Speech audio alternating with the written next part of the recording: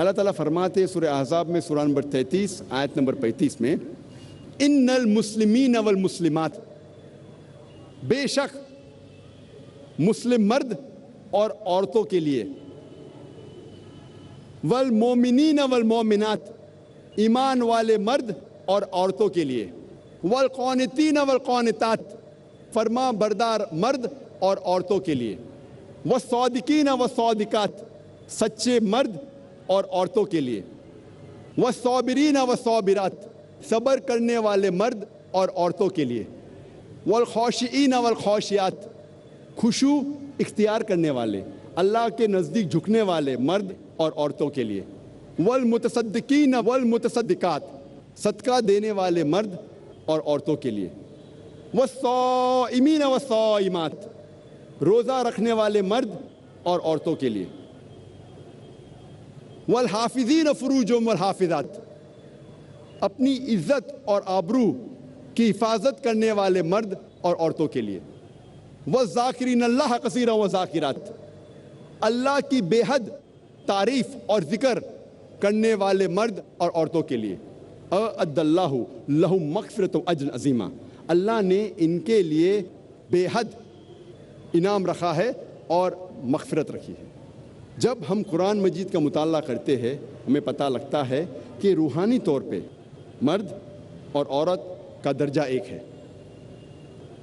اب ہم تذکرہ کریں گے اسلام میں خواتین کے معاشی حقوق۔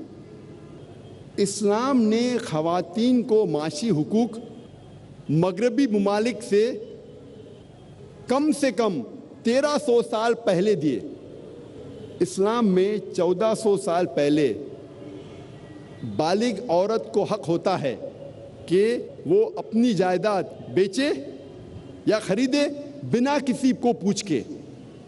مغرب ممالک میں سب سے پہلے انگلینڈ میں 1870 میں ایک شادی شدہ عورت کو حق دیا گیا تھا زمین خریدنے کو یا بیچنے کے لیے، جائیداد خریدنے کے لیے یا بیچنے کے لیے بنا اپنے شوہر سے پوچھے ہوئے۔ اس کا نام تھا میرڈ وومنس پراپرٹی ایکٹ، اور اس کو تبدیل کیا گیا تھا 1882 میں اینڈ 1887 میں۔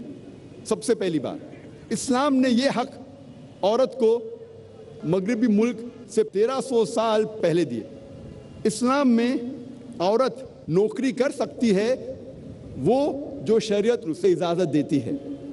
کوئی بھی قرآن میں آیت نہیں ہے یا صحیح حدیث نہیں ہے جو حلال کام کرنے سے عورت کو روکتی ہے، لیکن اسے اپنے حجاب کو مینٹین کرنا چاہیے۔ حجاب کو اختیار کرتے ہوئے اگر نوکری کرنا چاہے تو کر سکتی ہے۔ اگر ایسا کوئی کام ہے جو اسے حجاب کرنے سے روکتا ہے تو وہ نوکری، وہ کام صحیح نہیں، وہ ان اسلامک ہے، غیر اسلامک ہے۔ وہ کام جو جسم کی نمائش کرتا ہے، مثال کے طور پہ ڈانسنگ، فلم ایکٹنگ، ماڈلنگ، یہ سارے کام حرام ہیں۔ بہت سے کام جو مرد کے لیے حرام ہے وہ عورت کے لیے بھی حرام ہے۔ مثال کے طور پہ شراب خانہ میں کام کرنا، جوئے کے اڈے میں کام کرنا، غیر اسلامک کام کرنا، یہ سارے کام دونوں کے لیے حرام ہے، مرد کے لیے بھی عورت کے لیے بھی۔ اور عورت گھر میں سلائی کر سکتی ہے، پوٹری برتن بنا سکتی ہے، آفسوں میں کام کر سکتی جہاں علیحدہ انتظام ہے مرد اور خواتین کے لیے۔ Islam does not agree with intermingling of sexes. وہ کام جس میں مرد اور عورت گھل مل کے کام کرے یہ کام صحیح نہیں۔ عورت تجارت بھی کر سکتی ہے، لیکن اگر نامحرم کے ساتھ کوئی چیز ہے تو محرم کے ذریعے کرے، والد کے ذریعے، بھائی کے ذریعے، شوہر کے ذریعے یا بیٹے کے ذریعے۔ اگر ہم صحیح اسلامک معاشرہ چاہتے ہیں تو کچھ خواتین کو ٹیچر بنانا ہمارے لیے ضروری ہے، نرس بنانا ضروری ہے، ڈاکٹر بنانا ضروری ہے۔ اگر میں چاہتا ہوں کہ میری بیوی حجاب کرے، میری والدہ حجاب کرے، تو ہمیں دیکھنا چاہیے کہ کچھ خواتین ہمارے معاشرے میں کم از کم نرس بنے، کم از کم ڈاکٹر بنے، گائنیکولوجسٹ بنے۔ لیکن اسلام میں خواتین معاشی طور سے بڑے ذمہ ہیں، ان کے اوپر کوئی فائنینشیل آبلیگیشن نہیں ہے۔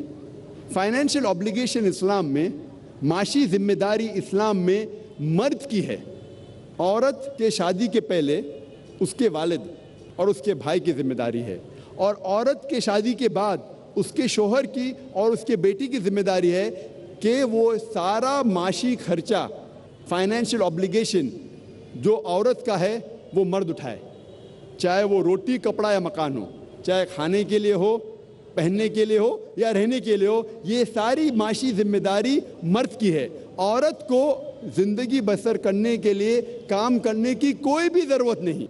अगर वो खुद चाहती है कि मैं हाथ बटाऊं और कोई काम करूं तो वो कर सकती है, लेकिन कोई भी उससे ज़बरदस्ती नहीं कर सकता, कोई भी उससे ज़बरदस्ती नहीं कर सकता। और अगर वो औरत कोई काम करती है, जो भी वो कमाती है वो उसकी दौलत है, वो चाहे तो एक पैसा भी अपने पे नहीं खर्चा करेंगी तो भी सही है। अगर वो चाहे तो एक रुपया भी अपने फैमिली, अपने ख़ानदान पे खर्चा नहीं करेंगी तो भी सही है, चाहे तो कर सकती है। क्योंकि अगर औरत जो पैसा कमाती है वो सारा पैसा उसका होता है। फैमिली को चलाने की जिम्मेदारी है मर्द की। इस्लाम में चाहे बीवी गरीब हो या अमीर हो, चाहे शोहर गरीब या अमीर हो, वो शोहर की जिम्मेदारी है कि माशी खर्चा, सारा फाइनेंशियल खर्चा घर का वो उठाए। अगर औरत चाहे तो काम कर सकती है, लेकिन उससे कोई ज़बरदस्ती नहीं कर सकता। इस्लाम में औरत माशी तरीके से बरी ज़िम्मे है, और औरत के माशी अगर आप देखेंगे हुकूक वो कई है अल्हम्दुलिल्लाह। जब शादी होती है, शादी के वक्त, निकाह के वक्त अल्हम्दुलिल्लाह औरत को महर दिया जाता है, उसका फ़ायदा होता है। अल्लाह ताला फरमाते हैं सूरह निसा में, सूरह नंबर 4 आयत नंबर 4 में कि आप औरत को शादी में निकाह के वक्त एक तोहफ़ा दो। महर निकाह के लिए फ़र्ज़ है, महर के बिना निकाह हो ही नहीं सकता, और औरत is on the receiving end, उसे फ़ायदा है। लेकिन हमारे इस मुल्क के माशरे में, हिंदुस्तानी तहज़ीब में उल्टा है। हिंदुस्तानी तहज़ीब में शादी के वक्त औरत मर्द को दहेज देती है, औरत मर्द को डाउरी देती है, और ये बहुत आम है। अफसोस की बात है कि कई मुसलमान भी इस हिंदुस्तानी तहज़ीब को इख्तियार करते हैं। मर्द निकाह के टाइम पे औरत को महर देता है, लेकिन हमारे माशरे में, हिंदुस्तानी माशरे में उल्टा है। डाउरी औरत मर्द को देती है, और उसके मयार के हिसाब से, अगर वो ग्रेजुएट है तो 1 लाख रुपया डाउरी दहेज, अगर इंजीनियर है तो 5 लाख रुपया, अगर डॉक्टर है तो 10 लाख रुपया, 1 मिलियन रुपीस, जैसे भेड़ बकरियों को बेचा जाता है मंडी में। इस्लाम में औरत से दहेज या डाउरी डायरेक्टली या इनडायरेक्टली मांगना हराम है। अगर आप इंडिकेशन भी देते हैं ढके छुपे अंदाज में, अगर लड़के वाले लड़की वालों से कहते हैं कि मेरे बेटे को 4 बेडरूम फ्लैट में रहने की आदत है, उसका मतलब 4 बेडरूम का फ्लैट डाउरी में दो, दहेज में दो, यह हराम है। या कोई कहे कि मेरे बेटे को मर्सिडीज कार में घूमने की आदत है, यानी इनडायरेक्टली ढके छुपे अंदाज में आप कह रहे हैं कि मुझे मर्सिडीज कार चाहिए दहेज में। डायरेक्टली या इनडायरेक्टली दहेज औरत से मांगना इस्लाम में हराम है। अगर खुशी से लड़की वाले कुछ तोहफा देते तो आप ले सकते, लेकिन मांगना ज़बरदस्ती या इनडायरेक्टली मांगना इस्लाम में हराम है। माशी तौर पे अल्हम्दुलिल्लाह सुम्मा अल्हम्दुलिल्लाह ख़वातीन बरी ज़िम्मे हैं, और इस्लाम में अगर डिवोर्स होता है, तलाक होता है, या शोहर मर जाता है, औरत विधवा हो जाती है, उसे इद्दत के दौरान उसकी सारी फाइनेंशियल लायबिलिटीज़, जो खर्चा होता है, माशी खर्चा जो होता है इद्दत के दौरान, उसकी ज़िम्मेदारी है आदमी की। अगर वो ज़िंदा है तलाक के दौरान वो सारा खर्चा उठाना चाहिए। अगर उसका इंतकाल हो गया तो उसकी दौलत में से वो इद्दत के दौरान सारा खर्चा मर्द के दौलत में से औरत का ख्याल रखा जाता है। और अगर वो पेट से है, हमल से है, तो जब तक बच्चा पैदा होता है उस टाइम तक सारा खर्चा آدمی کو اٹھانا چاہیے. اور اگر بچہ پیدا ہوتا ہے اور بچہ ہے تو جب تک بچہ بالغ ہوتا ہے اس کا خرچہ اٹھانا چاہیے مرد کو. یہ ہے اسلام میں خواتین کے حقوق. اور اگر کوئی شخص کا انتقال ہوتا ہے تو اس کے انہیریٹنس میں الحمدللہ عورت کا بھی حصہ ہے. میراث کے اندر اگر کس کا انتقال ہوتا ہے تو جائیداد میں حصہ مرد کے علاوہ عورت کا بھی ہے. یہ تھا مختصر سے خواتین کے معاشی حقوق اسلام میں.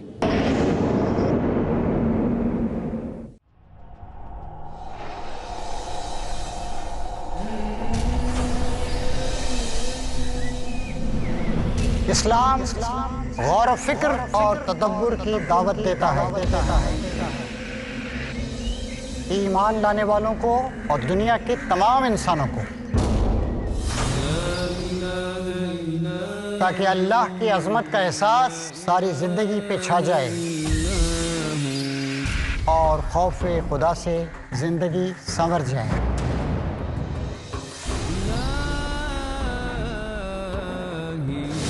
اور زندگی کا ہر سانس اللہ کی محبت اور احساس بندگی سے معمور ہو جائے.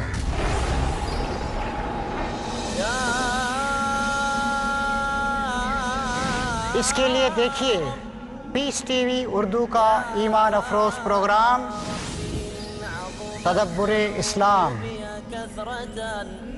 سمجھیے وہ واحد نظریہ جس سے آسان ہو جاتا ہے ہر مشکل کام. تدبر اسلام ہر بدھ شام 7 بجے اور دوبارہ صبح 10:30 بجے انڈیا میں پیس ٹی وی اردو پر.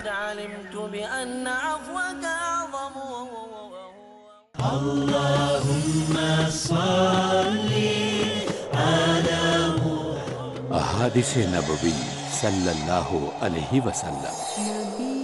حضرت ابو سعید خدری رضی اللہ عنہ سے روایت ہے کہ رسول اللہ صلی اللہ علیہ وسلم نے فرمایا، تم میں سے جو شخص کسی بری چیز یا کام کو دیکھے تو اس کو اپنے ہاتھ سے روکے.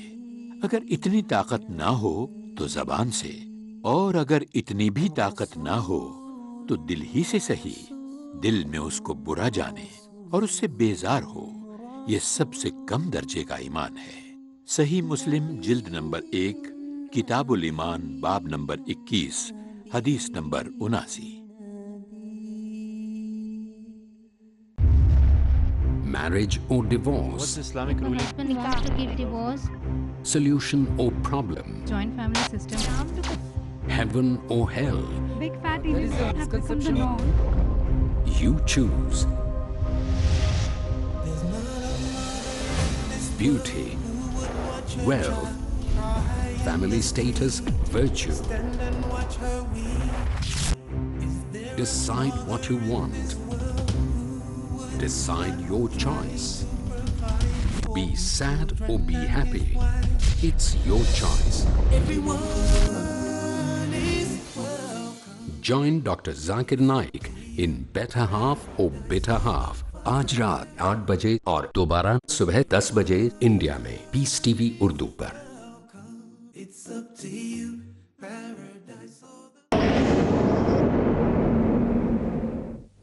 ابھی ہم تذکرہ کریں گے اسلام میں خواتین کے معاشرتی حقوق.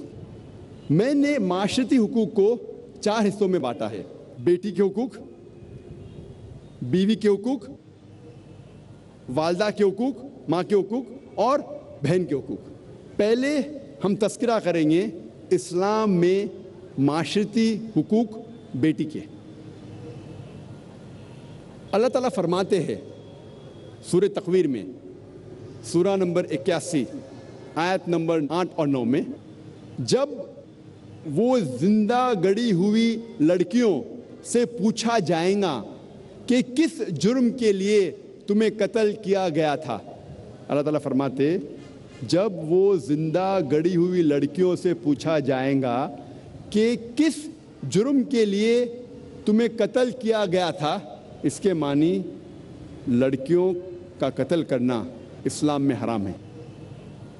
نہ ہی صرف लड़कियों का कत्ल करना हराम है, दोनों लड़के और लड़कियों को कत्ल करना हराम है। अल्लाह ताला फरमाते हैं सूरह अनाम में सूरा नंबर 6 आयत नंबर 151 में, और सूरह इसरा सूरा नंबर 17 आयत नंबर 31 में कि आप अपने बच्चों का कत्ल मत करो गुर्बत के खौफ से। अल्लाह ताला आपको और आपके बच्चों को रिस्क देगा।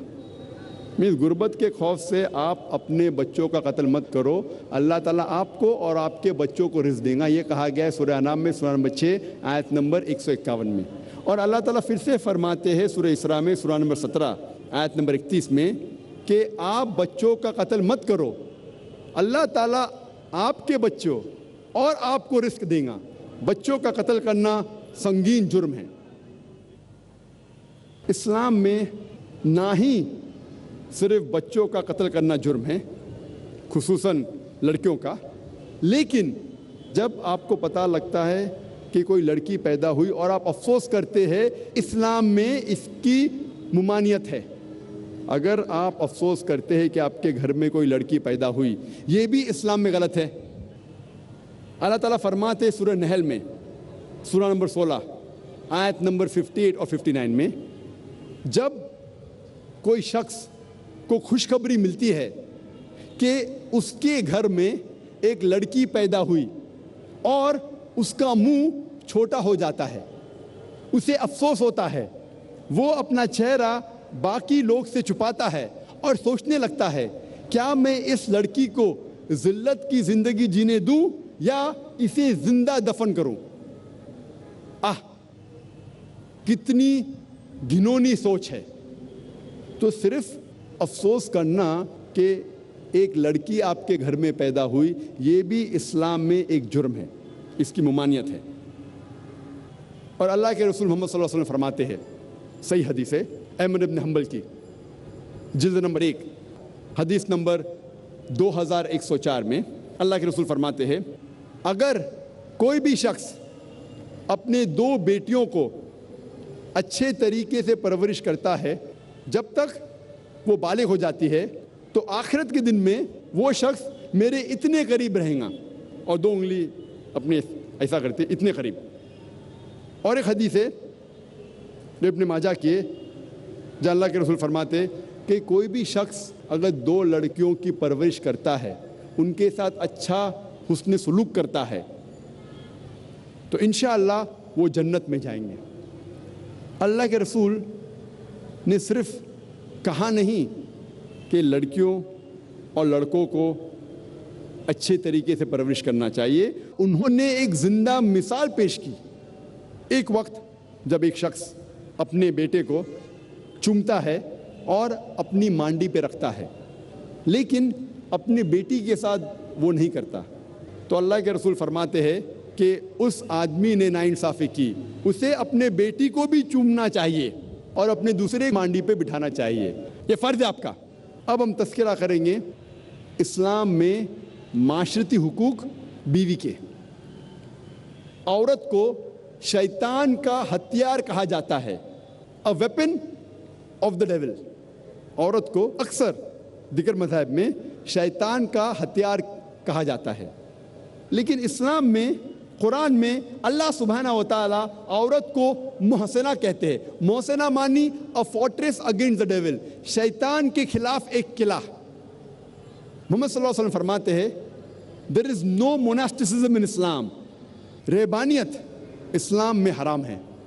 और अल्लाह के रसूल फरमाते हैं सही बुखारी में जिल्द नंबर 7 किताबुन निकाह चैप्टर नंबर 3 हदीस नंबर 4 में, ए नौजवानों, आप में से जिसके पास भी हैसियत है निकाह करने की, निकाह करो। मतलब निकाह जल्दी करना सुन्नत है। और अल्लाह के रसूल फरमाते हैं, जो कोई शादी नहीं किया वो मुझ में से नहीं है, यानी शादी करना इस्लाम में फ़र्ज़ है। अल्लाह के रसूल फरमाते हैं, जो शख्स शादी करता है वो आधा दीन मुकम्मल करता है। सवाल जवाब के नशिस्त में एक भाई ने मुझसे पूछा था, जाकिर भाई उसका ये मतलब है कि अगर मैं 2 शादी करूं तो पूरा दीन मुकम्मल हो जाएगा मेरा? اللہ کے رسول کیا کہنا چاہتے تھے جب انہوں نے کہا کہ شادی آدھا دین آپ کا مکمل کرتی ہے؟ ہمیں پتہ ہے کہ شادی کرنے سے کئی بیماریاں دور ہوتی ہے. آج کے معاشرے کی بیماری مثال کے طور پہ زنا، فورنیکیشن، فحاشی، پرومسکیٹی، ہوموسیکشوالٹی، شادی کرنے سے یہ آدھی بیماری معاشرے کی دور ہو جاتی ہے. اگر آپ شادی کریں گے تبھی آپ شوہر یا بیوی ہو سکتے. شادی کرنے کے بعد ہی آپ والد یا والدہ ہو سکتے، جو اہم ذمہ داری ہے. اسی لیے اگر آپ شادی کرتے، چاہے 1 کرو یا 2 کرو، آپ کا آدھا دن مکمل ہوتا ہے. اللہ سبحانہ تعالیٰ فرماتے ہیں، کہتے ہیں کہ نکاح ایک میثاق ہے، ایک سیکریٹ کووننٹ ہے، ایک پاک عہد نامہ ہے. اور اللہ فرماتے ہیں سورہ روم میں سورہ نمبر 30 آیت نمبر 21 میں، اللہ نے اپنے نشانیوں میں سے تمہارے لیے تمہاری بیوی بنائی ہے تاکہ آپ ان کے ساتھ سکون سے رہ سکو، اور آپ دونوں کے درمیان پیار اور محبت ڈالا ہے اللہ تعالیٰ نے. اور اللہ تعالیٰ فرماتے ہیں سورہ نساء میں سورہ نمبر 4 آیت نمبر 19 میں کہ عورتوں کو زبردستی اختیار مت کرو. مطلب شادی کے لیے، نکاح ہونے کے لیے دونوں کی اجازت ضروری ہے، مرد کی بھی عورت کی بھی.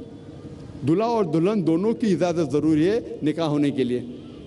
اور ایک حدیث میں محمد صلی اللہ علیہ وسلم فرماتے، صحیح بخاری کی جلد نمبر 7 کتاب النکاح باب نمبر 43 حدیث نمبر 69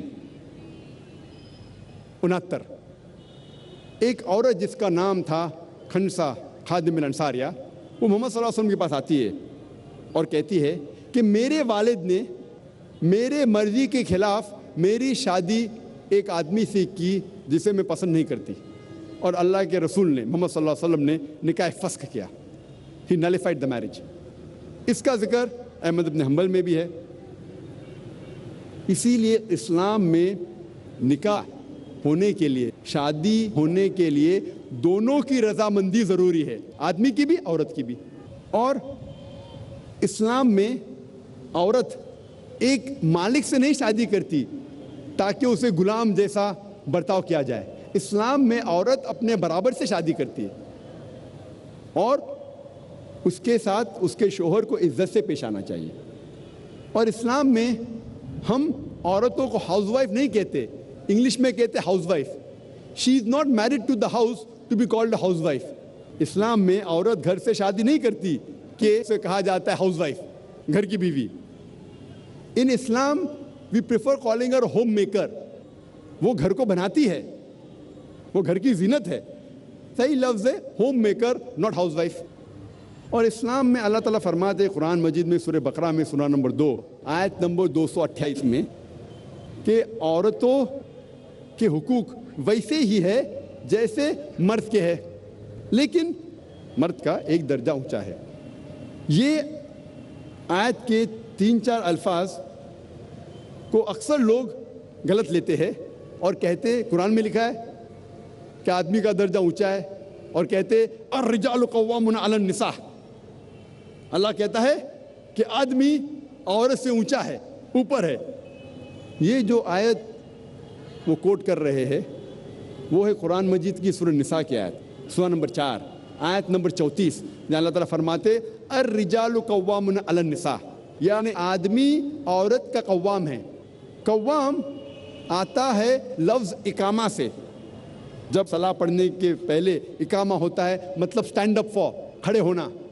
اسی طریقے سے قوام کے معنی اگر آپ تفسیر تبری پڑھیں گے، اس میں قوام کی معنی مرد کے لیے ایک ڈگری ایڈیشنل رسپانسبلٹی ہے، ایک ڈگری زیادہ ذمہ داری ہے. اس کا مطلب یہ نہیں کہ ایک ڈگری وہ اونچا ہے کیا دادا گیری کرے. He has got additional responsibility, ایک ڈگری زیادہ ذمہ داری ہے. اور قرآن میں آگے اللہ تعالیٰ فرماتے کیونکہ اللہ نے مرد کو عورت سے زیادہ طاقت دی، اس کے وجہ بھی فرماتے اللہ تعالیٰ.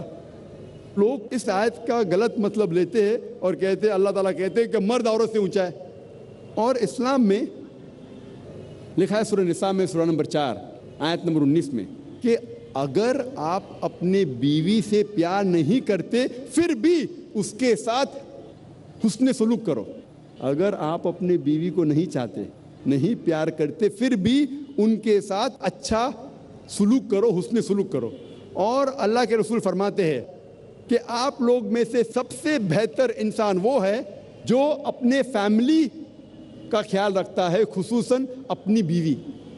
جو آدمی اپنی بیوی کا خیال رکھتا ہے, اللہ کے رسول کہتے وہ سب سے بہتر انسان ہے.